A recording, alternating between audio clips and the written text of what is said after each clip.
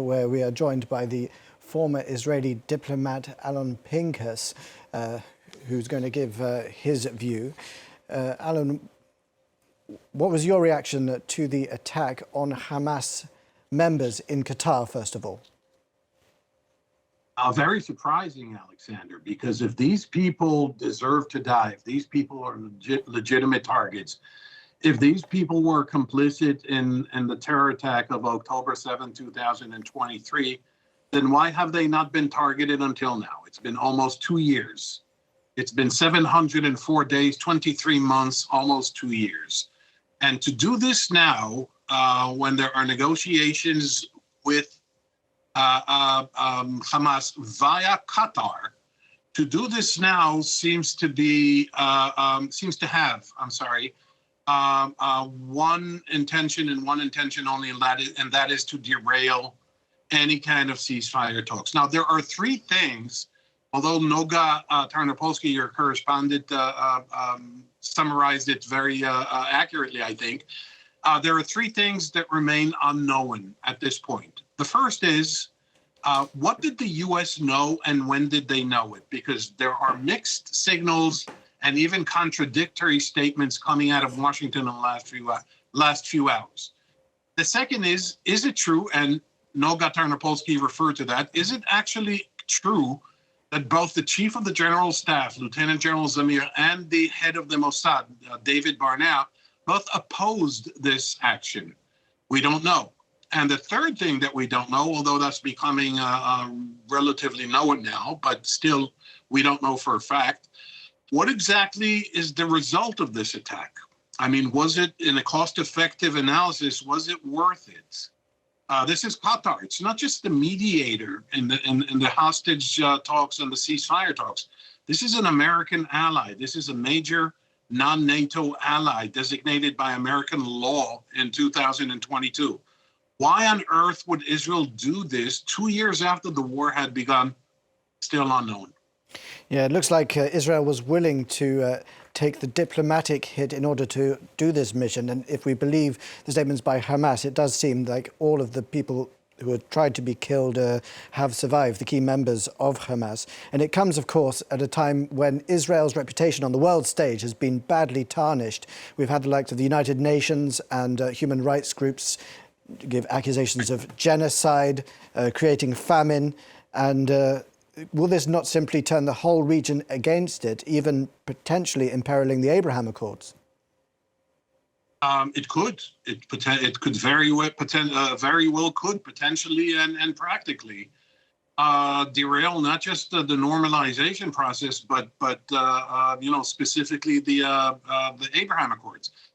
But despite the world's criticism, despite Israel being ostracized and isolated and condemned, all over the place, there is one outstanding or glaring issue here, Alexander, and that is the U.S.'s position.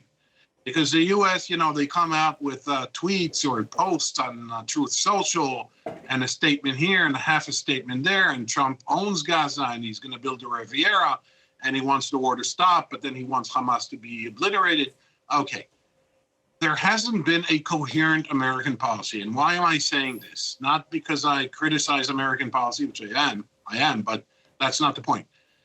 President Trump could end this war within the next 24 hours if he so desires, if he so puts his weight on this. One phone call to Mr. Netanyahu, telling him in no unequivocal terms, end the war now, and the war ends, Alexander. You don't need Qatar to mediate. You don't need Egypt to mediate. You don't need a new government in France. If Trump calls Netanyahu in the next 24 hours and says, my friend, I have stood by you, I have supported you, you made pledges, you made promises, you did not live up to these promises, you're prolonging the war. I feel that you're conning and manipulating me. I've had enough. You have 24 hours to end this war. At that moment, Alexander, the war ends. Whether or not Trump is going to do that, of course, is a different question. But this is me talking to you, not to Trump. I mean, it could be seen as something of a slap in the face to the United States. Donald Trump was using measured language when responding to this, but seemed quite, he said he was unhappy with the target. And it sort of damages what it means to be a US ally as well. You're a US ally and you're still getting struck by another US ally. I mean, it damages the US reputation hugely as well. Absolutely. I mean, it's legitimate now for American allies in the Arab world, but not only in the Arab world, to ask themselves if this means being an American ally, what's the point? Now, remember, Qatar is not just an American ally in name. It invests tens of billions of dollars and pledged hundreds of billions of dollars in arms procurements, in Boeing jets procurements for Qatar Airways. It hosts the largest U.S. base in the Middle East, Al Hodeida Air Force Base, which is home to 10,000 American military personnel. And neighboring it is the United Arab Emirates and Saudi Arabia, also supposedly, ostensibly American allies. And they all must be asking the same question. What is the point here? That, by the way, is the same question that the Ukrainians are asking, but that, of course, is a different issue. But you're absolutely right, Alexander. They're going to ask these questions, and any talk of normalization, and remember, there was talk of a Saudi deal, quote unquote, which became a catchphrase. I don't think we're going to hear a lot of that in the next few weeks or months. And it's a sign that Israel believes it can act with impunity and disregard international law, looking at this latest strike and previous strikes in the region. Yeah, you're absolutely right. But here's the thing. I mentioned it in a slightly different context. Israel thinks it's enough that it has America's backing and support, the diplomatic umbrella, and so on. But it's actually working the exact opposite. The affinity between Mr. Netanyahu and Mr. Trump, which I'm not sure is going to last much longer after this, but that's me speculating. This affinity is causing Israel, or exacerbates rather, Israel's position in the world even more so. And acting with this immunity and impunity that you just mentioned correctly, I think, only antagonizes people.